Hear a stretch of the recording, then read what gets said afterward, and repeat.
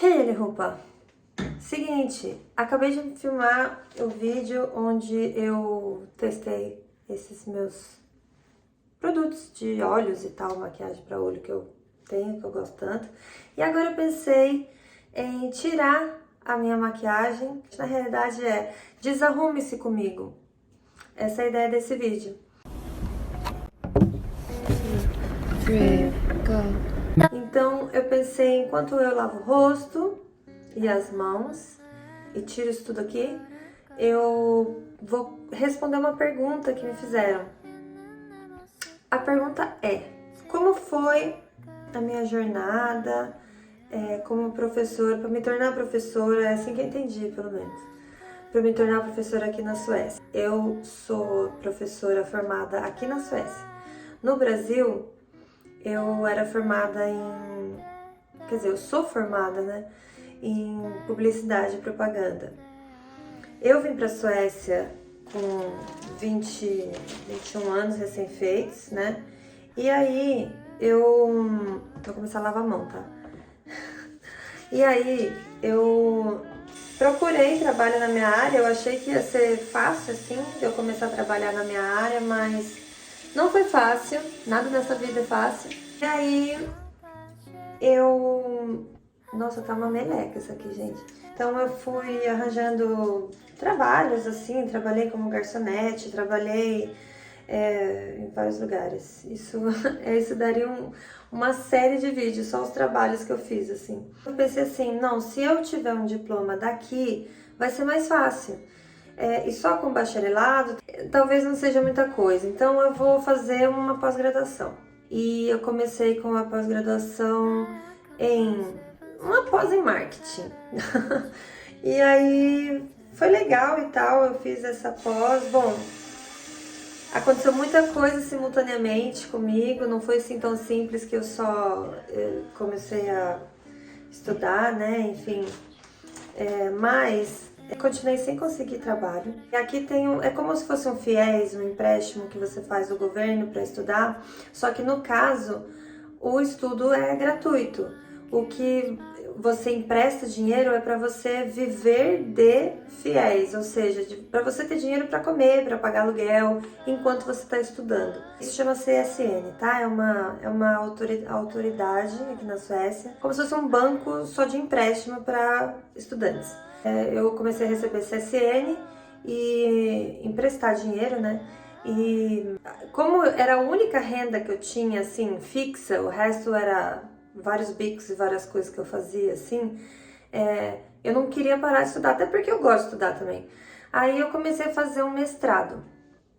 E aí eu entrei no mestrado sobre gestão e nesse mestrado eu estudei um tempo, né, um período, aí eu depois tinha que fazer... Nossa, meu olho! Eu tinha que fazer estágio ou fazer um semestre de intercâmbio. Eu acabei fazendo intercâmbio, foi quando eu fui pra China, morei lá 6 meses. E depois de tudo isso, eu voltei, escrevi meu TCC, e durante o tempo que eu estava escrevendo meu TCC, eu comecei a trabalhar extra, como muitos outros trabalhos extras que eu fazia, né? Eu comecei a trabalhar extra como professora substituta, né? E aí, nessa de ser professora substituta, teve uma escola que gostou muito de mim e queria que eu continuasse com eles.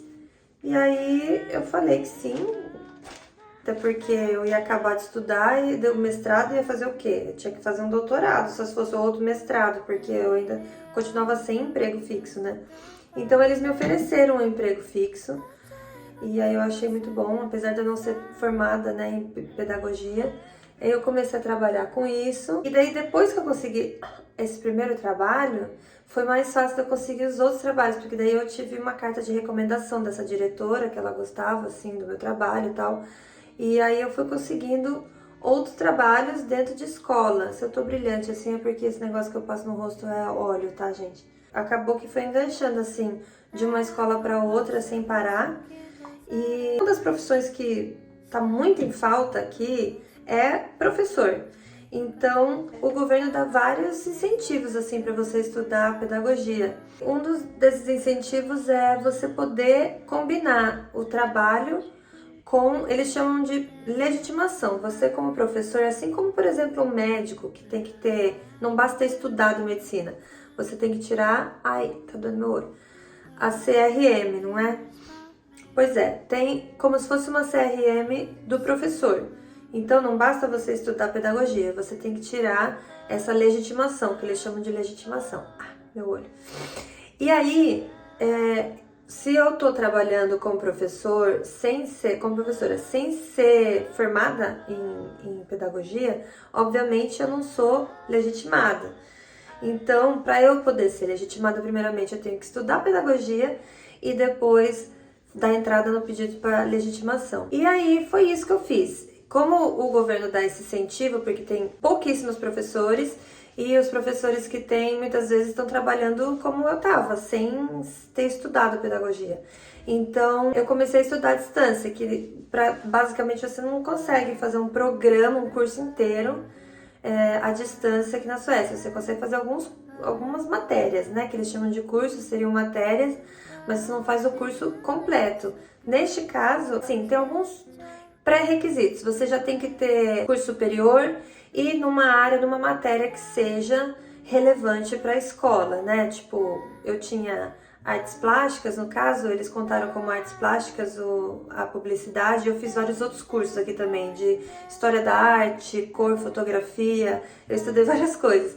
E essas eram matérias soltas, então eles juntaram todos esses pontos que eu tinha, universitários, que aqui eles contam pontos universitários, e para eu poder sair como professora legitimada, daí em artes plásticas. E isso que é a parte engraçada de tudo isso. Eles olharam o meu histórico escolar, assim, as coisas que eu tinha estudado na faculdade, e como eu estudei, fiz um mestrado em gestão e fiz um semestre na China, eu acabei parando na China numa escola de finanças, uma faculdade de finanças. É a Universidade de Pequim, a faculdade de finanças. E, assim, durante toda a minha vida, eu sempre corri da matemática, eu sempre tive medo de matemática, eu sempre me achava ruim de matemática, então eu não queria saber de matemática. Mas aí, quando eu tava na China, eu tinha que escolher as matérias que eu queria estudar. E aí eu escolhi, assim, as matérias que realmente não tinha matemática, tipo, economia chinesa. Não tinha matemática, era só mais, assim, a história da economia da China. Psicologia das finanças, por exemplo, é outro negócio que não tinha nada de matemática, mas eles interpretaram como se eu tivesse estudado matemática em nível mestrado, entendeu? Sendo que eu mal passava nas provas da escola, assim. Me colocaram para ser professor de matemática também, para completar as minhas notas com a matemática. E foi isso. Artes plásticas eu já tinha todos os pontos que precisava, e sueco também, porque eu estudei sueco também, né, em nível superior, assim, tal.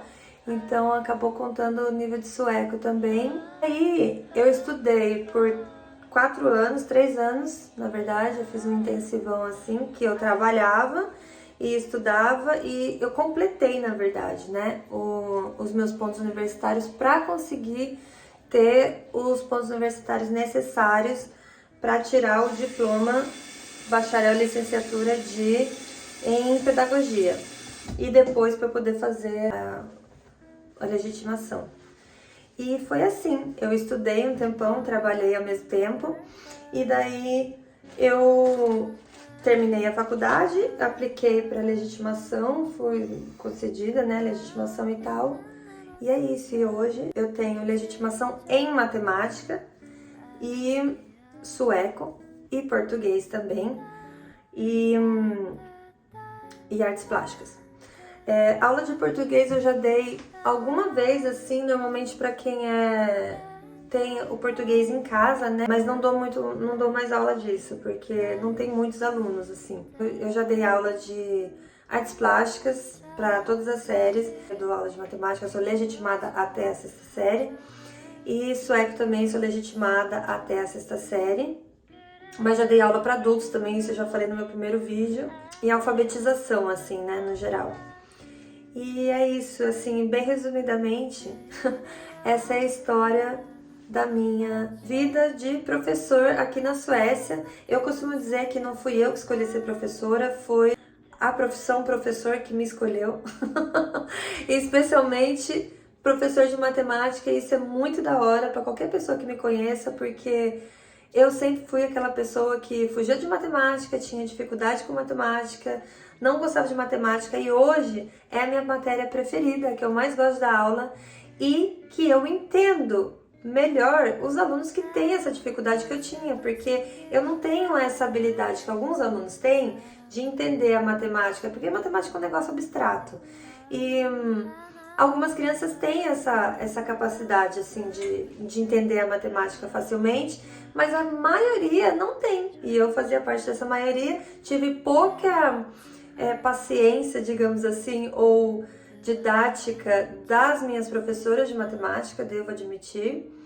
E hoje eu sou a professora que eu gostaria de ter tido. E digo mais, muitos alunos que eu tenho que têm dificuldade, que tiveram dificuldades com matemática, eles me agradeceram porque eles falaram que passaram a entender e que do meu jeito de explicar é muito mais fácil. E aí eu comecei a entender, gente, que ninguém nesse mundo é ruim de matemática. O que você não teve é um professor que pense do jeito que você pensa. Se caso você seja essa pessoa que não gosta de matemática ou que é mal em matemática. Essa que é a realidade, porque a matemática é muito divertida. Eu nem acredito que eu tô falando isso. Mas a matemática é muito divertida. Eu me sinto grata, assim, de eu ter aprendido que as limitações, sou eu que coloco as limitações em mim mesma. É isso. Você pode tudo. Você pode tudo o que você quiser. Essa é a mensagem de hoje. A luz aqui também tá ruim. Tá de noite, tá? E eu tô só com a luz esse spotlight do banheiro. E é isso. Eu espero que você tenha gostado desse vídeo. Deixa um like pra mim e a gente se vê no próximo. Até mais. Heiro!